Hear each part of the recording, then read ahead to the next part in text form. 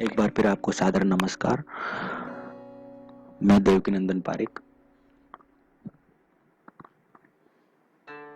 आज आपसे मन हो रहा है बात करने का कम्युनिकेशन पर।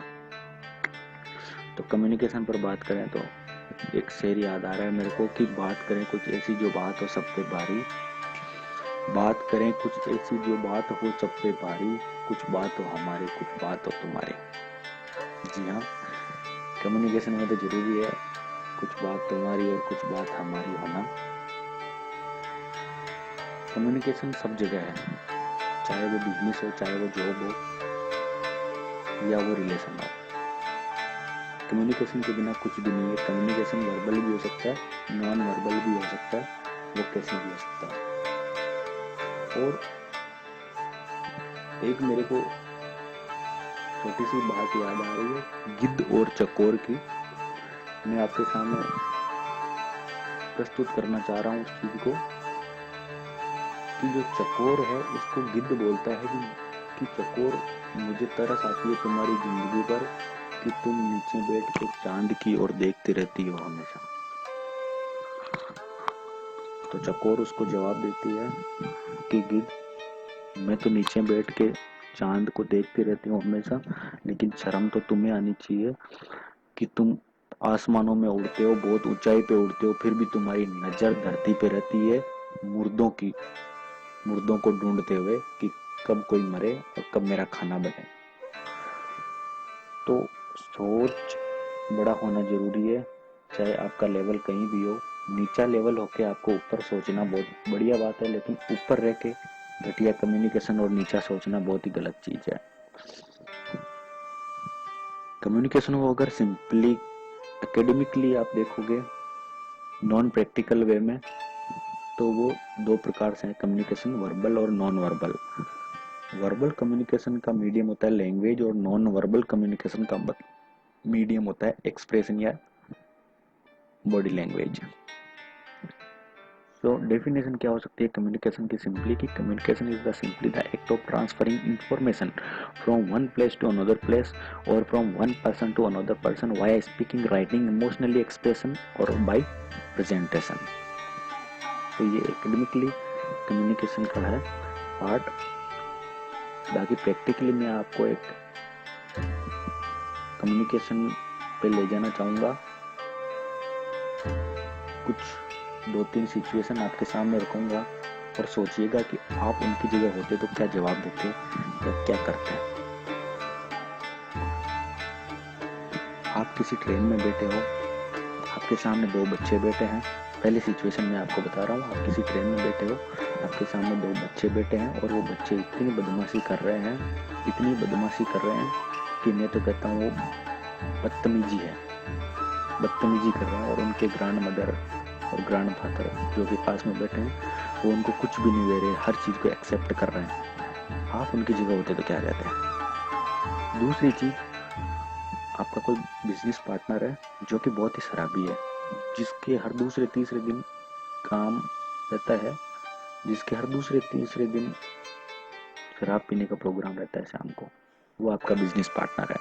और आपने एक बहुत ही अच्छी मीटिंग प्लान की है, उसकी प्लानिंग आपने पहले ही कर ली है सारी की सारी, केवल उस मीटिंग को जाके एग्जीक्यूट करना है। और दूसरे दिन मीटिंग में जाने का जब टाइम होता है तो वो जो पर्सन है, आपका जो बिजनेस पार्टनर है, वो आता नहीं है और देरी से आता है। उसमें भी उसके बाल बिखरे हुए से, ड्रेसिंग सेंस सही तरीके से है नहीं उसका, और आंखें उसकी लाल है। क्या कहोगे आप उसको? तीसरी सिचुएशन में आपके सामने रख रहा हूँ कि बरसात हो रही है किसी शहर में बहुत ही ज्यादा, जिसके कारण से काफी मेडिकल स्टोर वगैरह बंद है। वहां पे आपको केमिस्ट से कुछ दवाइयां लेनी है, ज्यादा अर्जेंट नहीं है आपको लेना, लेकिन आप सोच रहे हो कि निकला हूं तो लेके ही जाऊं। तो आप पार्किंग ढूंढ रहे होते हैं, आपको पार्किंग मिलती नहीं है। जैसे ही आपको पार्किंग मिलती है एक जगह, तो बड़ी एक तेजी से गाड़ी आती है और उस पार्किंग में वो गाड़ी अपनी घुसा देता है, आप वहां पे पार्किंग करने से ही पहले। फिर आपको आगे जाके कोई दूसरी पार्किंग मिलती है, वहां आप अपनी गाड़ी को पार्क करके आते हो, और जब केमिस्ट पे आते हो तो वही बंदा जिसने की गाड़ी को वहां पे पार्क किया था, वो वहाँ पे आपको खड़ा मिलता है, क्या कहोगे आप उसको? एक सिचुएशन यह है कि किसी शहर में एक्सीडेंट हुआ है और उस एक्सीडेंट में एक लड़का बहुत बुरी तरीके से घायल हुआ है। उसके पेरेंट्स उसको लेके हॉस्पिटल में आते हैं। हॉस्पिटल में डॉक्टर है नहीं, डॉक्टर को कॉल लगाया जाता है, डॉक्टर उसका रिस्पॉन्स नहीं करता है।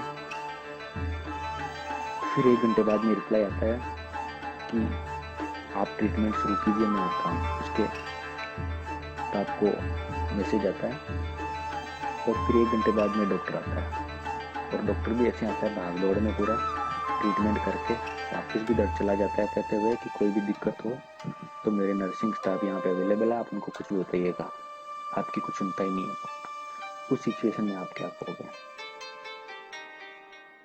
बहुत कुछ कहने को मन करता है, अगर अपने को बिना अगले की सिचुएशन जाने अपनी सारी की सारी सिचुएशन, अपने सारी की सारी चीज़ें अपने साथ में हो तो, लेकिन इनके पीछे क्या है? मैं पहली सिचुएशन की ओर आपको ले जाना चाहूँगा। ट्रेन, 2 बच्चे, उनकी ग्रैंड मदर और ग्रैंड फादर बैठे हैं। उस टाइम उनके साथ में हादसा हुआ था कि वो जो बच्चे हैं उनके मदर और फादर एक्सपायर हो चुके थे 2 दिन पहले ही, और वो ग्रैंड मदर और ग्रैंड फादर उन बच्चों को अपने घर ले जा रहे थे। तो वो उनकी हर गलती को, हर शरारत को एक्सेप्ट कर रहे थे। अब देखिए, यहाँ पे ये सिचुएशन थी ओरिजिनली, जबकि अपन कुछ और ही समझ रहे थे। दूसरी सिचुएशन है शराबी। अब उस शराबी को क्या हुआ था, जैसे ही वो रात को घर गया था तो लेट नाइट उसकी मदर की तबीयत ज़्यादा ख़राब हो गई थी, जिसके कारण से उसको हॉस्पिटल ले जाना पड़ा। और हॉस्पिटल में वो सो नहीं पाया रात भर से।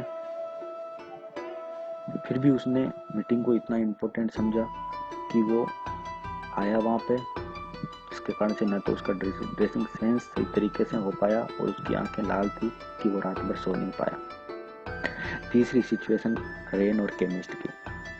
बरसात हो रही है बहुत अच्छी किसी सिटी में।